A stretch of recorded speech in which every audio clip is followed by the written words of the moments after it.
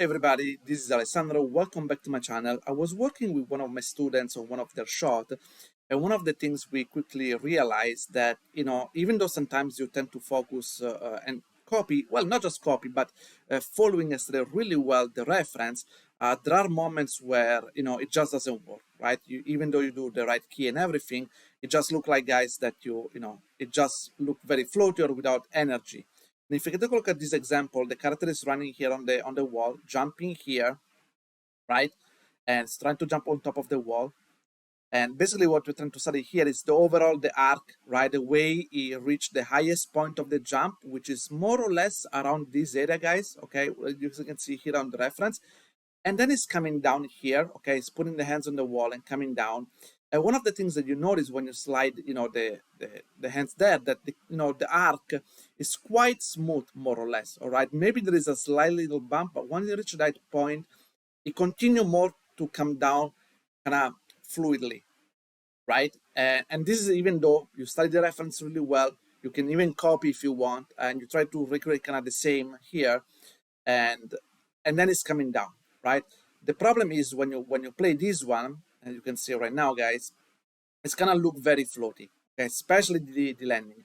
First of all, there is no energy, guys, as you can see when it puts the feet on the wall, right?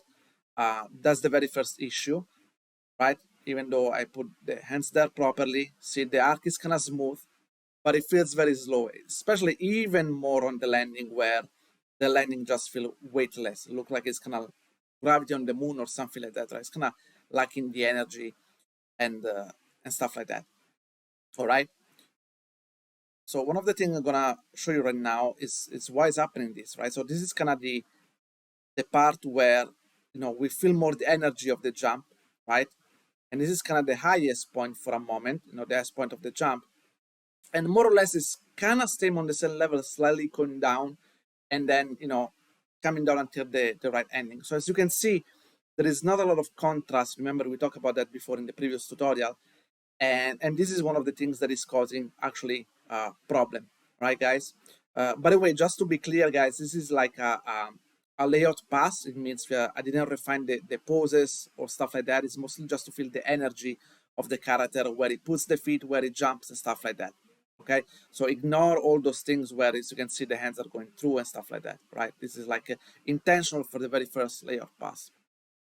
So here now we are looking at the fact that even when the character move forward, leap forward on the wall, the spacing on the z-axis is kind of linearish, kind of started to to slow down, because okay, we are trying to maintain the contact of the hands and stuff like that. So the curve on the z-axis on the pelvis and kind of looks kind of linear, right? And so one of the things we can do, we can make it a little bit faster, the momentum when it push forward, and we can already see a tiny bit of an improvement here, right? Very, very minor. Because if you go here, now we can see on the z-axis, that part kind of accelerate, but we're going to exaggerate even more. Because basically we feel more this contrast when he actually leaping forward and put the hands right now, okay? Ignore the hands and stuff like that for the sake of this part. Like, we really just want to focus on the energy. And so what I'm gonna do, maybe sometimes try to help myself, is maybe roll back the hands here, so we have a little bit more of room to push a little bit more forward the hands, right? Okay, because obviously we need to keep in mind the contact and things like that. Another mind at some point, if I need to exaggerate things even more, to maybe stretch the arms or stuff like that, because at the end of the day, when you see a motion like that, what is really important is the weight and the acceleration on the pelvis and the COG, because that's what is really gonna sell the energy and the physicality on your character. All right. In fact, you'll see when I will adjust this later on, how this is gonna affect. All right. So continue to refine it a little bit more here. And then also I'm gonna start to work on the up and down, because just working on the left or right, okay, it's a good start. But we need to also to start to work on the up and down to give more contrast also on that axis. Almost look like you wanna do a little hop or stuff like that. Okay. And as you can already see, it's slightly improve the situation a little bit, but we're gonna continue to do it even more. So this is the part where actually we are pushing, I'm trying basically to exaggerate even more. Boom. You see that now it does a little hop with his body, right? And it started to add that kind of physicality, all right? But the problem is that immediately after, you don't want to slow down too much, right? Especially to going forward, you want to have a continue that movement, right? And you don't want him um, to uh, to slow down immediately after the hop, right? You want to continue the energy to continue going forward, all right? And with the up and down as well, we want to have a little bit of hang time here, right? And it's more or less the same principle as you can see, guys, when we do the bounce symbol and stuff like that. Those principles kind of apply here, right? And here again, more or less, as you can see me continue refining little by little the acceleration here. All right. Already you can see the result is a lot better right now. Okay. We're still struggling a little bit on the landing at the moment. So the landing still feels like very weightless. All right. And but right now, also, what I want to do before proceed to the landing, I still want to see if I can experiment and push things even more. As you can see, I make the timing a little bit shorter now. You can really feel the leap forward, right? And this is, again, guys, without even considering to do any nice poses or stuff like that, right? Like very, very blend pose I did at the moment. And here at the moment, I'm more or less, as you can see, I'm playing with the timing a little bit very quickly just to see if, I can gain a little bit of extra physicality. And again, guys, don't get me wrong, there is not necessarily a right answer when you cannot do those things. I just need to try and see what it feels right, based on your style. For example, right now I'm gonna go back here and go and tweak again a little bit of the z-axis, because I want to make sure it does not accelerate, for example, in the middle of the air, right? A de-acceleration of a body should not happen when you are in the middle of the jump or something, okay? That's not when your body accelerates. Actually, after initial acceleration, normally is when you're in the middle of the jump, at some point it started to slow down, um, either if you're going up or you're moving forward, right? So at this stage, basically, I'm just kind of tweaking it and see what is the best, approach in order to refine it. And again, the graph failure does not have to look perfect, because eventually I will do blocking and then blocking plus as usual, and then I'm going to do a spline and polish. But again, I want to have a pretty damn good feeling about how my animation is going to look like, and there is enough energy, right? Okay, I will look one more time. So I think that the part when it's sleeping forward is quite good enough for now. I think more or less the other part I'm gonna take care of it right now is mostly of the landing, right? And the problem of the landing, there are two things: or the timing is too long, right? So here I'm trying to shorten the timing a little bit, right? So because if it takes too long, it feel slower, and you can already see that it's already improving a little bit. And sometimes I wanna, you know, see if making even shorter that's benefit, right? Try on and off.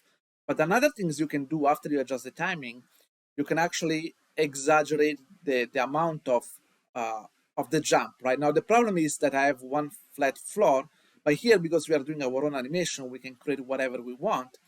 We can actually have like a different size of the floor for the first part, and then for the second part here, actually I can make it a little bit lower, so the jump now is going to be bigger. Okay, so actually the body, it will need to travel further down.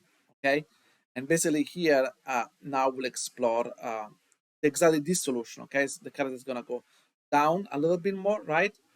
And basically now I need to find the right balance. Don't mind about the leg, guys. I will adjust the leg later. Okay, maybe I'll try to put a little bit more down here. I'm gonna focus on this area only. Maybe a little bit too much. I'm having the feeling. Maybe now it's a little bit too much. So we need to bring it up a little bit more. And also here, let me at this point adjust the Lego, that will be very distracting. I'll put it around here, more or less. Okay, I'm gonna delete the last key because on the frame the foot are not moving. Right? I'm adjusting the leg a little bit more here. Okay, just because I don't want a distracting element overall here.